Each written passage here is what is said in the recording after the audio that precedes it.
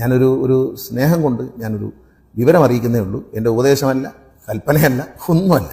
വെറുതെ പറഞ്ഞതാണ്. ഈ പറഞ്ഞതിൽ തെറ്റുണ്ടെങ്കിൽ ക്ഷമിക്കുക. മോട്ടോർ സൈക്കിളിലും ചില ലൈറ്റ് മുകളിൽ വെച്ചിട്ടുണ്ട്, ഓട്ടോറിക്ഷ മുമ്പിൽ ചില ലൈറ്റ് വെച്ചിട്ടുണ്ട്. നിങ്ങൾക്ക് കമ്പനി തന്ന ലൈറ്റ് അല്ലാതെ ഏതെങ്കിലും ലൈറ്റ് വെച്ചിട്ടുണ്ടെങ്കിൽ ദയവ് ചെയ്ത് അഴിച്ചു മാറ്റുക.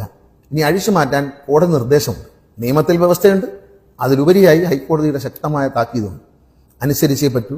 എത്രയും പെട്ടെന്ന് അഴിച്ചു മാറ്റാൻ. അല്ലെങ്കിൽ മോട്ടോർ വെഹിക്കിൾ ഉദ്യോഗസ്ഥർ വന്ന് അഴിച്ചു മാറ്റാൻ ശ്രമിക്കുമ്പോൾ നിങ്ങൾക്കൊരു പിണക്കം ഉണ്ടാവണ്ട. അയ്യോ, ഞാൻ കാശ് കൊടുത്ത് മാറ്റി വെച്ച സാധനമല്ലേ, എൻ്റെ വണ്ടിക്ക് അതൊരു അലങ്കാരമല്ലായിരുന്നു, മഞ്ഞ ലൈറ്റും വെക്കാൻ അധികാരമില്ല. നമുക്ക് പറ്റില്ല. കമ്പനി എന്താണോ നൽകിയിരിക്കുന്നത് അത്.